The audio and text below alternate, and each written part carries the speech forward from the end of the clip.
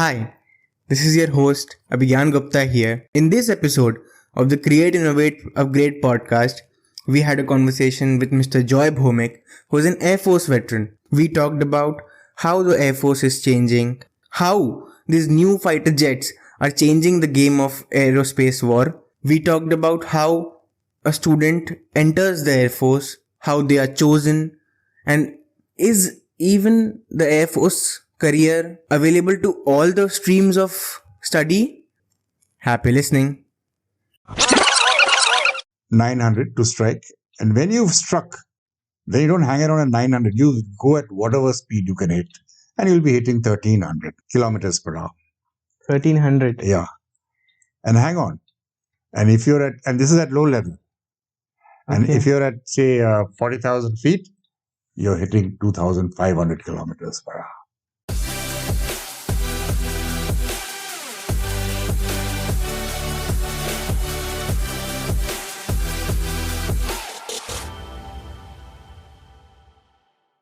So, firstly, sir, it's my great opportunity to have you with us on this podcast. The first question I would like to ask you that can you explain just the basics of Indian Air Force? Yeah, sure. Anyway, thanks for having me. I will cover the subject or, the defense matters in a very random way, going back and forth as in when I find something of interest to you that I can include. And hopefully I'll be able to cover something, but I don't think I'll be able to cover too much. So if there's something left out, we can always talk about it later. Of course. Is that okay? So as far as the defense force is concerned, to get into these defense forces, one has to appear for the National Defense Academy, UPSC exam, and which is conducted, I think, twice a year. And it's for all three services. All three services at once. Yeah, all three services, National Defense Academy. And because it's for all three services, the commandant, that is the boss at NDA, is by rotation. There's an Air Marshal, and then there's a Lieutenant General, and there's a Vice Admiral. They're all similar ranks. And the training starts there. But having said that, let me also tell you that's not the only way to get in. There are other academies where you go direct.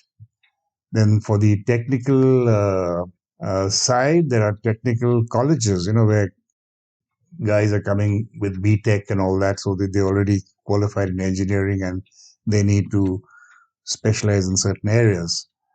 Then there is the Armed Forces Medical College, which is also one of its kind and one of the top medical colleges in the country.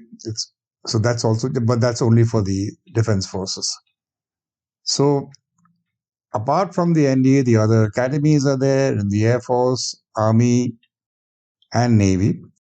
The NDA, as I mentioned, inducts trainees for all three services, and they train together. Initially, for the first, and it's a 3-year course, first 4 terms, there are 6 terms. The course is split into 6 terms, and each term is 6 months. Last 2 terms, you are asked your option. Where do you want to go? The specialization. Yeah, not specialized, choice of service. Okay. Not specialization. So you choose Army, Navy, Air Force, and you go to your academies after 3 years. It's not that you finish NDA and you're done. You're not done. Okay, you're not done as yet. You got to go to your academy, maybe the IMA in Dehradun or the Air Force Academy in Hyderabad or the Naval Academy in Kerala. There are other academies apart from this, but I'm just giving you a little, brief account. Sir, to just quench my curiosity, at the time when you were enrolled in the NDA, after that, which was the Air Force Academy still in Hyderabad? No. You want to hear what it was then? Yeah. Sure. When I joined the Air Force, it was before all these academies. I mean, NDA was there. Well, I went to 5 different institutions before I finished my training. 5. 5. First one was in Coimbatore, what was the admin part. Then we were sent off to the flying clubs, Okay. civil flying clubs. At 5 different locations. We were split into 5 locations.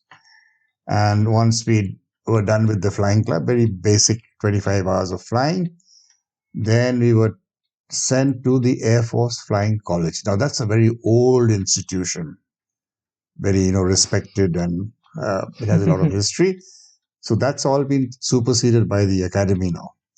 So from the Air Force Flying College, we went to Hakimpet, which is in Hyderabad. Hakimpet are the fighter lot. Only for the fighter lot. Only for fighters. Begumpet, which is also in Hyderabad, for the transport. And the helicopters also went there, separate the same. But before the flying college, we also had to do a small stint in Allahabad. This was the pilot training establishment, which gave you intermediate flying training. Intermediate flying training, elementary was the flying club, intermediate here, then and different aircraft. And then you went to Jodhpur, which was the flying college, and which is the intermediate. And after that, the advanced at Hakimpet or choppers and this thing. This is what it was. But that's all history now. It's not there anymore. Now the academy takes care of everything. Of everything at one place. Yeah. It's a big, massive academy. So that was that's how you get into the Air Force. So after you've done the academy, then you are commissioned. Commission means after the academy, not at NDA. NDA 3 years. And when you think you've just had enough of it, well, you still, and that's a tough grind. And let me tell you one interesting fact. First of all, getting selected, fine, it's a competition like any other, whether it's IAS or whatever. But the difference is, once you get into flying academy, half of them don't make it. After all that, you've done NDA, everything, and you go to flying and then you can't make it, then half of them are suspended. They have discontinued there. From the flying school in Hyderabad? Yeah, or wherever, at maybe Jodhpur, yeah, Hyderabad, wherever it is. And so what happens to these guys? These poor chaps have done so many years. And flying training, if you're sent home, it's not because of anything lacking in you, but you just don't have that, bit to do flying for the Air Force, not the civilians. Okay. So they'll send you to ground duty, admin branch or something. So it's not that you miss out on getting commissioned. You get commissioned as an officer. And I must tell you that NDA, the guys who go for the Air Force are only in the flying branch. They're not from NDA. You don't go to admin and all that. NDA doesn't train that. It's only flying branch. Now, what's so great about flying? Not because I was a flyer, but as you would understand that the Air Force is all about the air. It's not only flying. And the elite has to be the flyers. Of course. Okay, all the chief of air staff, every one of them is a flyer. The boss. And not only that, everyone is a flyer and everyone is a fighter pilot who's a chief. The reason being, the fighter pilot with his training and exposure in the Air Force, he has a full hands-on knowledge of the Air Force, Helicopter pilot may not find it so, easy because he hasn't been through it. It doesn't take one day to become. It takes years and years and years. So all that you've accumulated has to come in handy. Anyway, that is, by the way, again, so moving forward. And so that's what happens for training and selection processes, through UPSC and all that. And after UPSC, there is a board, which is about 4 days. So they select you over a period of 4 days, unlike, an interview where you go and you have a little bachi, then you're done. 4 days, and it's physical. And they try to gauge what are your leadership qualities. Not that as a youngster, you're not expected to have everything, but they gauge the potential. Okay, leadership qualities or whatever, everything else, the physical part, then is followed by a medical. And since we are going to talk about the Air Force, I must also mention that to be a flyer in the Air Force, you have to have a physics, maths background. That's a must. That's a must. But the other branches, you don't have to have all that. In the Air Force, there are admin, logistics, education, so many branches. Okay. And I don't think the medical. What about medical? Medical is AFMC. Or they even taken directly from doctors and all taken in, apart from the AFMC. So this is what the content of the Air Force is concerned. Now to get to the hardware of the Air Force. Air Force, unfortunately, we've deviated and left the Navy and Army aside. But that's for one reason, and no, it'll just take too much time. And I must tell you that the Army and the Navy are also fine services, very fine services. Have got their own positives. But I'm not touching on that right now. So you join the Air Force, you've commissioned, and today I must mention, and you all must be knowing, girls also coming in. And it's wonderful. I met quite a few girls, flyers and other branch quite recently. And they're so happy, they're smart. The Air Force smartness you have. Okay. As I mentioned to you, you select kids from based on potential. But he could be anyone from the village who can't speak English. Doesn't matter. It's the Air Force's job to teach you that, to get you in shape. Okay, so it's not that, if you speak English and you're sorry, that's not the end of it. Air Force will make you what they want you. Okay, now the Air Force, what does it have? First thing that comes to mind is aircraft. Obviously, it has to have aircraft. Because the only thing that can be seen from our naked eyes of the Air Force is the fighter jets. Exactly, that's what I meant. Air Force means aircraft. But it's a lot more than that. It's a lot more. You've got the missiles. Am I right? The missiles are also very complex equipment. Very complex, very expensive. You've got the missiles. You've got the radar. Again, technologically very sophisticated. Very sophisticated. So, and you got maintenance. You got training. Training, maintenance of the aircraft. As I mentioned, the Air Force has more aircraft, or at least 3 times more aircraft than all the airlines put together. In India? Yeah. So you can imagine how much do you see of the Air Force? Nothing. But that's what the strength of the Air Force is. And they are located at various locations. They're huge air bases. Sometimes you'll see them in Republic Day parade or something, a couple of flypasts. But apart from that, it's business. Okay, you've got bases in Srinagar and Avantipur and Pathankot. And I think they are very strategically invisible to the common public. Naturally, that's high security. You can't have. But you can. If you know somebody, fine. After all, you're an Indian and this is your Air Force. Am I right? Yeah. Foreigner comes anywhere near, there are a lot of this thing. They won't let him come. But you have to go with somebody or through somebody and that sort of thing, And so can you help us? Yeah, sure. As a matter of fact, I'll tell you one small, again, of course, it's getting longer. There was, have you heard of an organization called Make-A-Wish Foundation? I'll tell you, somebody who's very, very ill, a child who is dying. He has, and this organization, what it does is, and he has one last wish. It could be anything. I want to meet Amitabh Bachchan. So they'll set everything and they'll make him meet also. Bachchan is not going to say no, because if he says no, he'll be in bad publicity. So anyway, that apart, he has a last wish.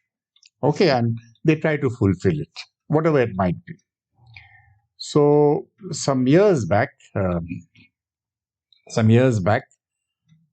of my colleagues asked me, he said, I'm with this organization And then a kid, he wants to go and, be with the army in the forward locations, where army is deployed and all that. Can that be organized? Can you do something? So I knew a lot of people, I still do, in Fort William. I said, yeah, that should not be a problem. But then I said, hey, how about he going to an Air Force station? That's where all the ops takes place from there. That is your forward point. Yeah. And see a Air Force station where there are fighters, So when he was told that, he was very excited. And he said, yeah. So we did all the liaison, and a big team of these Make My Wish Foundation and this chap went, and they spent about 2 or 3 days, and they were kept, and they were properly hosted, gave them the works, the mess, the everything, the squadron. You were made to sit in the, unfortunately you can't take him up in the air, but he sat in a fighter aircraft and saw flying. They organized flying for him, night flying also. And when they got back, they said, yeah, this guy was so thrilled. And forget about the guy, we were so thrilled. We never knew, this is what happens. I mean, the guys who went, the other chaps. So anyway, that apart. So yes, you can go, but you need to go with, you can't just walk into an Air Force station and say, I want to see this. That won't happen. And an Air Force station also, there's, it's a huge township. Dhobi, Mali, sab hai usme. Okay. The mess, the accommodation, everything. But there is an inner gate that goes into the technical area, that where the aircraft are, the flying happens. So that there are more restrictions. You definitely have to go with somebody who's part of the Air Force or whatever. Then we have missiles, we have radar. And talking about radars, I want to just, digress slightly. We have radars. What it is an equipment which detects aircraft coming in, and it activates all electronically, seamlessly, because you can't take time. It's detected. Ye kya kare yaar, ye kaun hai, dekho yaar. It has to happen, like detection, identification, and activation. Activation of what? Depending on what the parameters are, it may scramble aircraft. Scramble is, just set up fighters. It may fire a missile, but all that has to happen in fraction of a second, with this whole system. Now, but there's some limitations. You've got a radar on the ground. There's interference from the ground. If some like aircraft coming in low for a strike, very low, and they do come down to as much as low as 100 feet. So you won't be detected. You'll be detected very late. Okay, you'll be very late. So now, one step up is we have what is known as the AWACS. Have you heard of AWACS? No. Okay, I'll tell you. AWACS is Airborne Warning and Control System. It's an aircraft. It's a very sophisticated aircraft. It's got some special equipment. You'll see a big dome around it, round. What it does is and there are about 4 or 5 people who are just managing that. Apart from whoever is flying it. What does it do? It can go anywhere. It is detecting aircraft below it. Okay, so it can see a lot.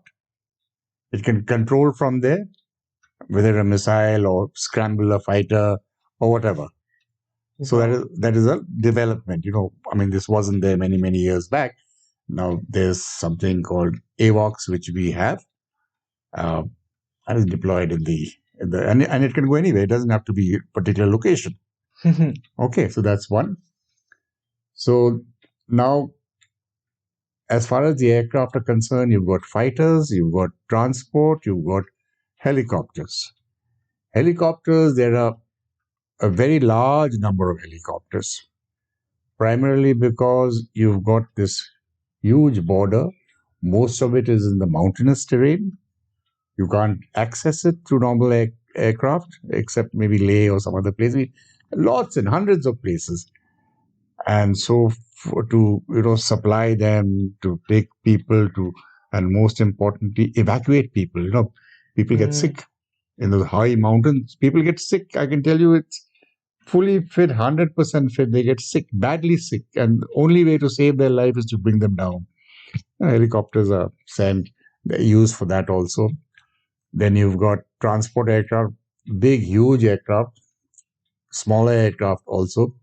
That is to move, men and equipment. Both. Yeah, I'm just saying it's in a very nutshell. And this move men and equipment can be a whole war being, kind of, you're deploying forces, you're deploying equipment. Then you can carry out paratrooping. Paratrooping is a very advanced form of warfare, where you drop your troops behind the enemy lines, with their guns, gadi, shadi, sub. So they are doing that also. Helicopters, I told you, they're doing such a lot of work. And apart from that, whenever there's a calamity in this country, things like floods, earthquake, they're the ones who can finally, give you some relief. So that is the helicopters, transport. I've covered very briefly, but it's a lot of work they do. Now I'll come to the fighters. What do they do? Now the role of the aircraft, especially the fighting force, is to defend the country, airspace, from external aggression. Defend it. How do we do it? There are different roles. I hope I'm not getting too technical, but anyway, I'll say it and then we'll have a question and answers also. So how do we do it? One role is air defense. That means you are preventing aircraft striking you. Okay. So you are going up and intercepting, or you are intercepting. That's also air defense. The other thing is, suppose there is a major movement of the army and they're crossing a bridge or something, whole troops, big, whole battalion or brigade, and it's exposed. How do you protect them in war? Set up a cap. You know what I mean? So what I mean is, fighters are there on top. Okay, in a pattern, flying in a pattern, protecting them. So if anyone is going to strike them, enemy aircraft, First layer of defense is the fighter jets. These chaps won't allow that to happen. Because if they're going to think of going ahead with their strike, they can't ignore the fighters, because you have to fight, you have to, counter it. So that is number one. The other use is fighter reconnaissance. You go inside and take photographs.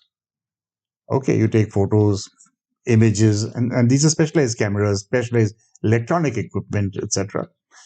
And you do that. Then the other one is offensive role. That means you strike deep into enemy territory for various reasons. One is to support the army. One is interdiction. All supply lines, routes to be, just keep cutting them off. Railway line, roads. Suppose northeast ko jana hai and there's only one railway line and one road.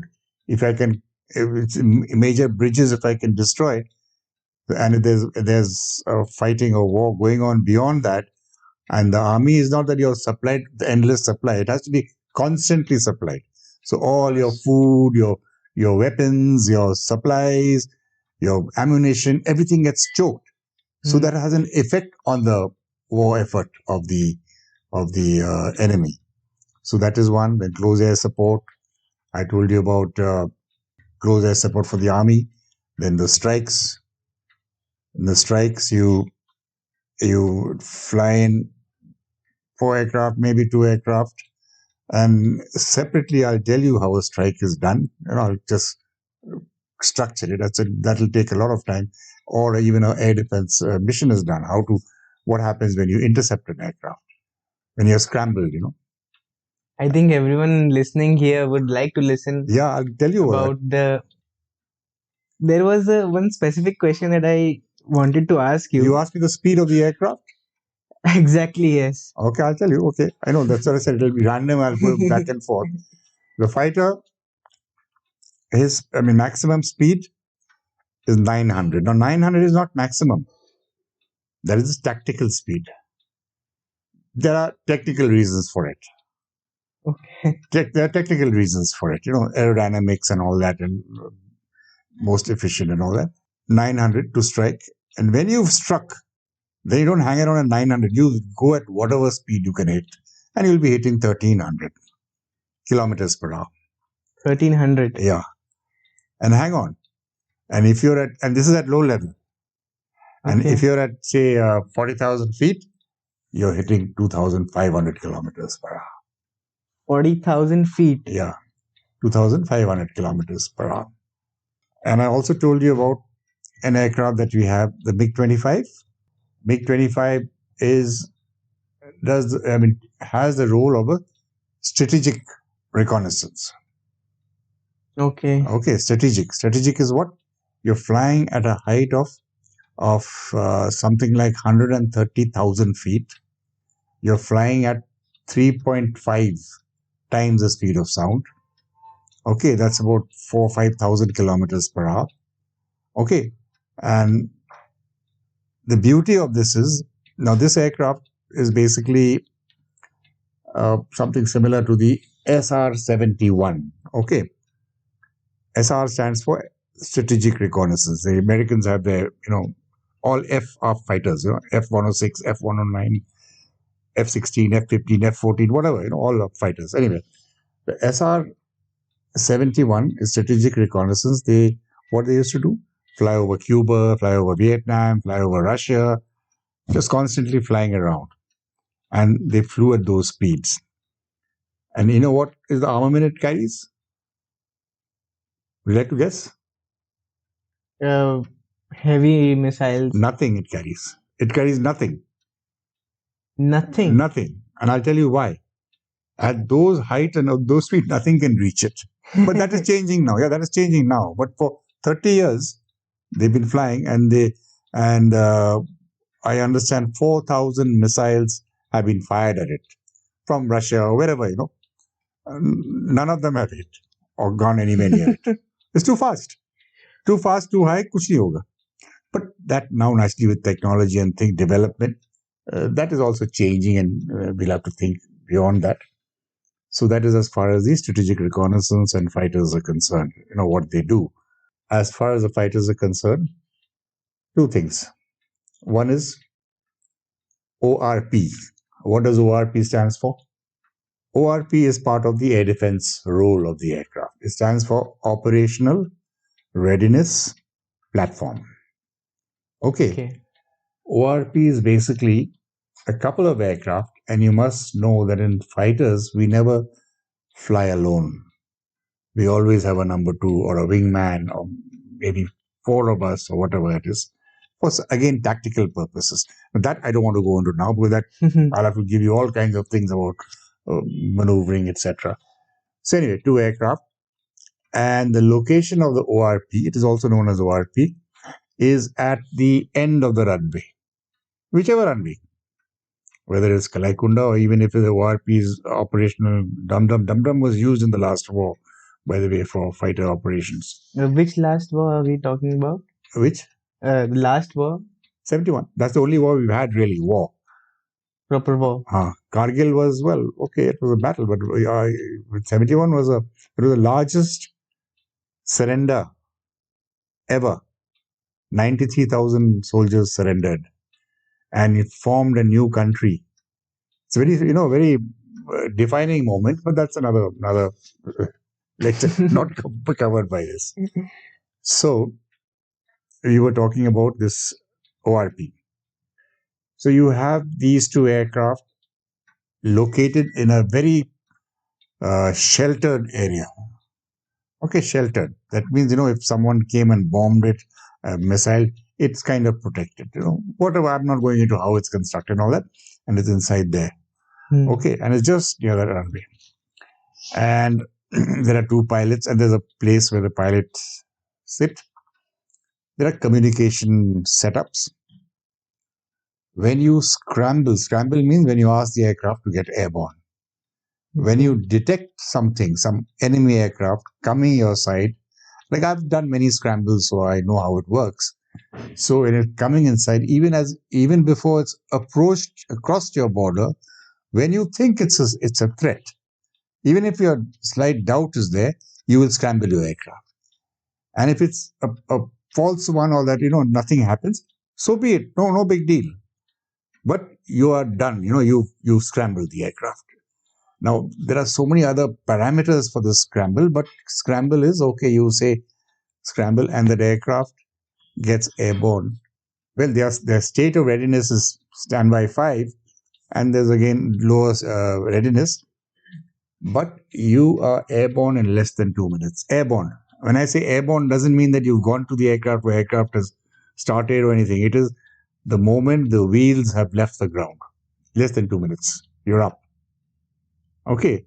You're up within 2 minutes. Because and when a scramble takes place, it has priority over every other thing flying, whether it is VVIP or anything, except for if an aircraft is an emergency.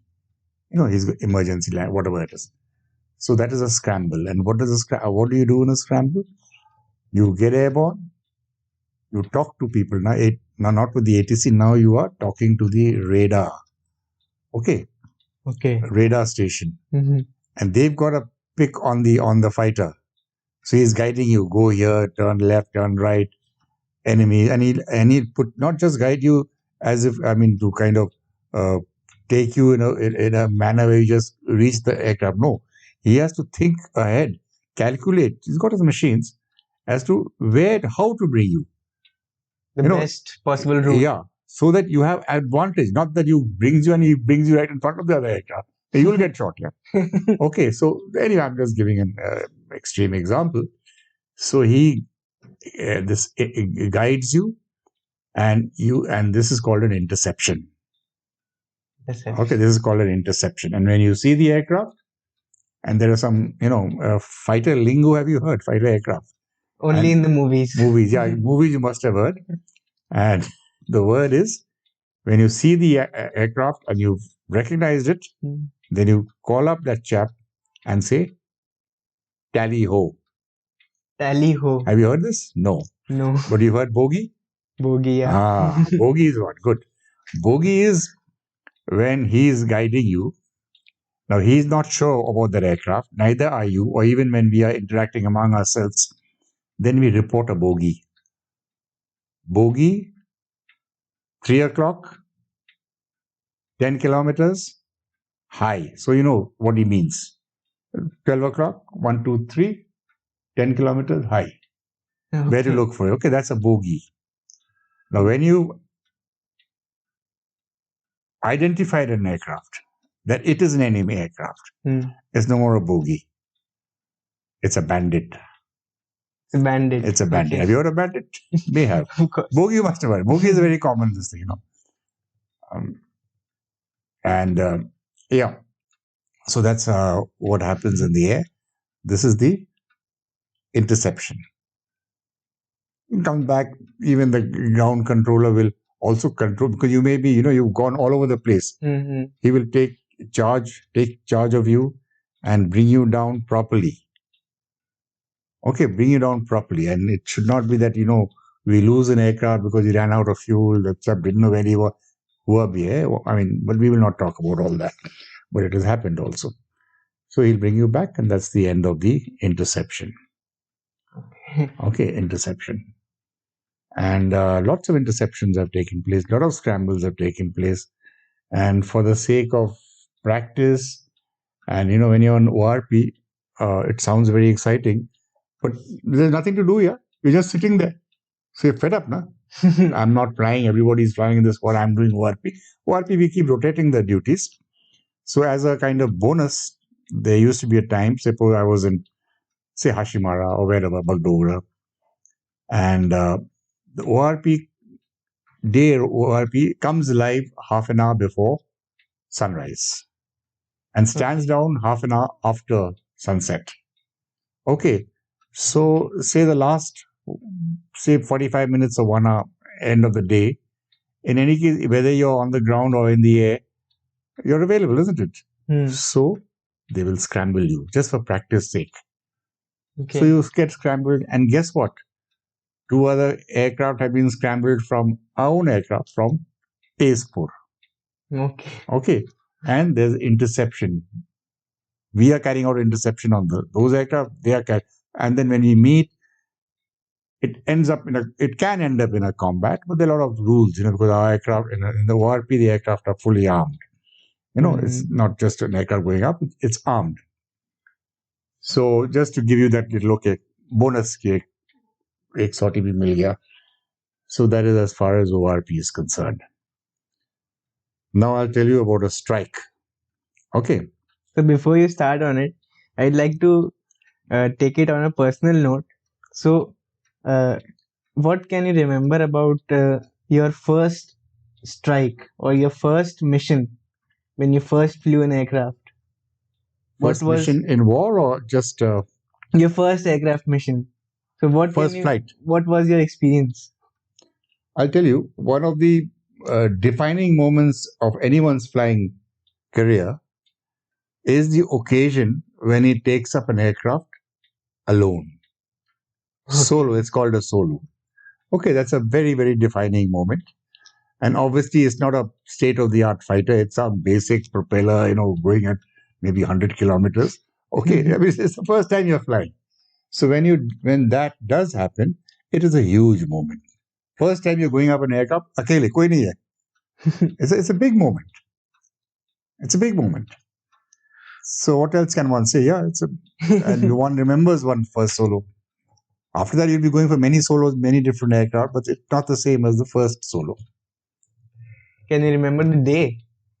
Date? The date. If I see my logbook, I can see the date. But no, I can't remember offhand. But I can check it out and it's there. Wow. So, what was the role of Air Force in the 1971 war, in which, if I'm correct, you took part in? See, I'll tell you, today's modern war, the difference is going to be the air power. When I say air power, it is the Air Force. The difference. Because what it brings on the battlefield is what is unimaginable. The kind of weapons we carry and the kind of destruction it does, it's amazing. Army though is in a battle fighting it out and all that thing. And even when they're in battle, you provide them with air support. That means, you give them air support. There's a whole mechanism there. There's one youngster who's there with the army. He's talking to those aircraft, because there what happens, there's something known as bomb line, which changes from every day, but 4 or 5 times as the battle progresses. And the chap who's talking to him, he is to make sure you don't attack your own troops, because you're so close proximity. Who's who, you don't know. So he controls. And if you can use these aircraft properly, you can really make a huge difference. They have no chance. Wow. But they'll also have that fight. It's not that we are doing everything else. Enemies also got there. So, in 71 war, definitely it made a huge difference. Made a huge difference. And I'll tell you something else about 71. It did make a difference. And as far as the Air Force, Army is concerned, and even otherwise, almost unlimited air support we had. Why? Bangladesh is a small country, as you know. It was part of Pakistan, which was on the other side. For 9 months, we kept them bottled. Nothing could come in, nothing could go out. Have you understood? Yeah. Nothing could go out, nothing, whether by ship or air, not allowed. We ensured. Okay. So that was half the battle. So when the war broke out, and the first day there was some combat, and we also lost a few aircraft. And after about 2 or 3 days, we had neutralized their air power, which means there's no more air threat, which is rare. It can never happen. There'll always be something right through the war. So once that happened, then you had your air machinery or whatever at the full disposal of the country to use it the way you want, and which we did. Okay. And that makes a huge difference. So then they had a big army there. Almost 1 lakh people were inside. Wow. But again, it happened in December, but the plans and everything were being done from March onwards, 9 months before the war. And the movements, the practices, and keeping them checked, not allowing anything to come in, supplies or other aircraft to come, nothing. Just block them, which was unique because of the separation of the two countries. I think India had a very big advantage in the 71 war. Yeah, because of this air power thing now. Big difference. So, what if we go back to your own academy days? So, what difference did you see in yourself before joining the academy, or before giving the entering the NDA, and after leaving the Air Force Academy, or after difference? Getting commissioned? What difference as we like to say, what difference did you see between the old you and the new you? You get transformed, I can tell you. You become a different man, you, in the sense, see, I'll tell you something about the services, which you may want to take it for granted. It builds your character. Character not means as in, sadhu or something, but, I mean, it builds character building, discipline, those help. Those help. Those help. So is that discipline still instrumental in your life? Yeah, very much. That is. I mean, even now I'm the odd chap, always coming first, not coming first. Otherwise, coming first at a party or something when a time has been given. So the training that you went through, and the tests that you went through have changed your life, of course, in a very different direction. Oh, absolutely. And I'll tell you something about the Defense Forces, not just the Air Force. There are lots of courses, lots of beautiful institutions. You'll never get a chance anywhere. And so much so when some of the institutions are abroad. You train in US or Russia or wherever. You have to, a new aircraft is bought in, people are sent to Russia or wherever, train there. You do staff college in UK. Not everybody. Says the chap, again, there's an entrance exam. The guy who comes first, second, third or something, they're sent abroad. It's kind of an incentive. Yeah, so that sort of thing. Then you're posted as, you're sent as air attaché in Japan, Russia, Paris. These are your postings, London, Washington, Australia, it could be anywhere. A few things. I mean, these are not the great points. And I mentioned also there's something called test flying. You become a test pilot. Yeah. Only Air Force has got it. Nobody else has got test pilots, and that's a very, very big qualification. You're trained, and you basically, as aircraft are developed, you're testing it, developing it. So are we entering into the space of aerospace engineering, the aircraft engineering? So those people are the test pilots. No, not engineers. They're pilots. They're pilots, but also qualified in the hardware or the... Yeah. They are heavily qualified. The regular fighter chap is now put through all these paces. Okay. And he knows more about the aircraft than any MTech or, whoever's there in the airport who's working on the aircraft. He knows everything. He knows everything theory-wise, and he's actually flying the aircraft. He knows what it means in the air. He's the chap. Test pilot is a regular pilot. It's not the technical chap. But the interesting thing is, we have doctors in the Air Force. And they're the only ones who are qualified in aviation medicine. I told you about the thing about oxygen. Remember that little thing? Mm-hmm. And so to explain the people who are listening, the people who are in the aircraft constantly supplied with oxygen. Yeah. They have their oxygen masks full time. Yeah. And that is to enhance their efficiency. Yeah. Wow. No, not just that. We fly with 100% oxygen. 100%. Yeah, from the ground, even before we start rolling. That's because it gives your reaction times improve. You may not feel it, but that's what they say.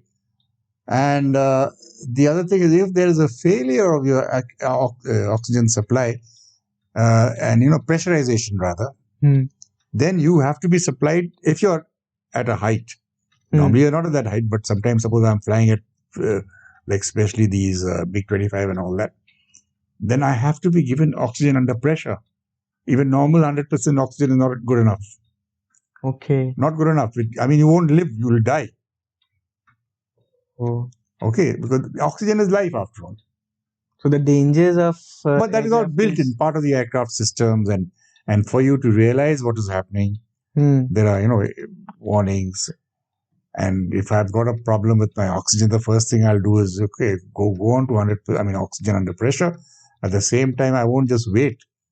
I'll descend. I'll get. The best thing is to get out of that height, yeah. And at a ridiculous rate, I can lose anything up to maybe 30 to 40,000 feet in 1 minute. 30 to 40,000 feet in 1 minute. Yeah, yeah.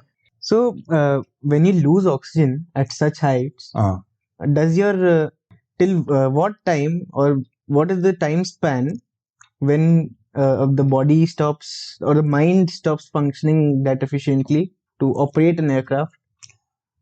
Why operate an aircraft? Operate anything for that matter. I talked that day about it. There is something called time of useful consciousness. What is it? Time of useful consciousness. When you are deprived of oxygen, as you keep going higher, higher you go, the more oxygen you need. So at a particular height, say at maybe 18, 20,000 feet, without oxygen, I'm giving these random figures. They may not be actual figures, but the idea you'll get from there is that at 20,000 feet, your time of useful consciousness will be, say, 4 minutes. Yes, 4 minutes. That means you got 4 minutes you are usefully conscious. After 4 minutes, you are not usefully conscious. You lost your consciousness. You cannot function now. But even going up to, as you go towards 4 minutes, your functioning will deteriorate. Now, the same 4 minutes at maybe 50, 60,000 feet won't be more than 20 seconds. 20 seconds. Yeah. And they have so you have to now do it. You have to do something, whatever, whether you put it onto 100%, put it under pressurization, put the aircraft down, or lose height. So let's say at 20,000 feet is no big deal. 4 minutes is a lot of time here. But at 60,000, if there's any delay in your realizing or doing anything about it, then you're in trouble. You could be in trouble. I'll tell you something else, while we are talking about, there's something called disorientation. Okay. Now, when you're in an aircraft, all kinds of forces are there. You're flying and all that. And then your body also is made in a certain manner. Today you're sitting here, you know you're sitting here because your eyes are perceiving it like this. Your pressure, everything is there. So in the air, at times you can be totally disoriented. You don't know whether you're upside down or whether you're like this or you're like this or like that. Totally disoriented. Okay. And no matter how much I tell you, you won't believe me. So and when I say tell you is that by your feelings you think I'm all right, but you're not. But you've realized there's something wrong. So there in a MiG-21 there is a button. So when you're disoriented, you just press the button. So no matter what you're doing, where you are, the aircraft will come back to level flight. You know what I mean? So you don't have to think too much, because there's something about the inner ear and the little hair there and all that. I don't want to go into all that, but basically what happens is the way forward is you have to believe in your instruments. They'll tell you what your status. But this is so overpowering, this disorientation, you won't believe it. You won't believe it, no. You know what I mean? It is physically overpowering to you. That is why that button has no belief, Shilly boy. The aircraft will do, it will stabilize the aircraft. Bring it to you, state and level flight.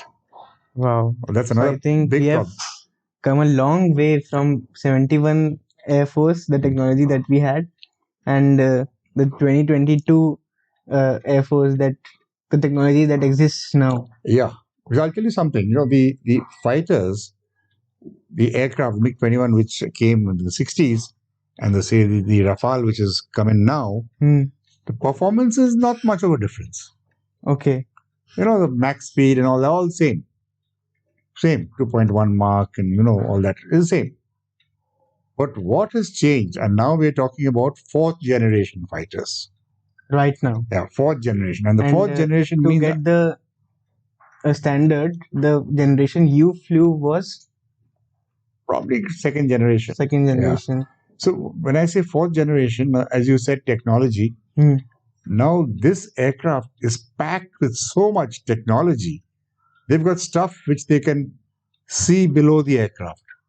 We never have all that. They can, like picture below. Below means not the ground. Like if there are enemy aircraft, 4 aircraft, they can identify, they can see it on the screen, and they can take action. Now that's a big change. Big change. Okay. Then the missiles they're using, the equipment is, on a different generation. It makes all the difference. It makes a huge difference.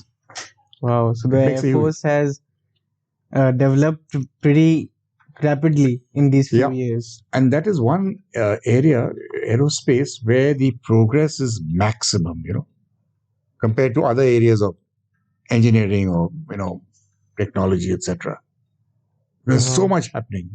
The link for all the equipment that we used in recording this audio is down in the description. Do check them out. So this was our conversation with Mr. Joy Bhoumik. Now, if you want to listen more of his voice on our podcasts, do comment. As always, keep listening to Create, Innovate and Upgrade. Happy listening!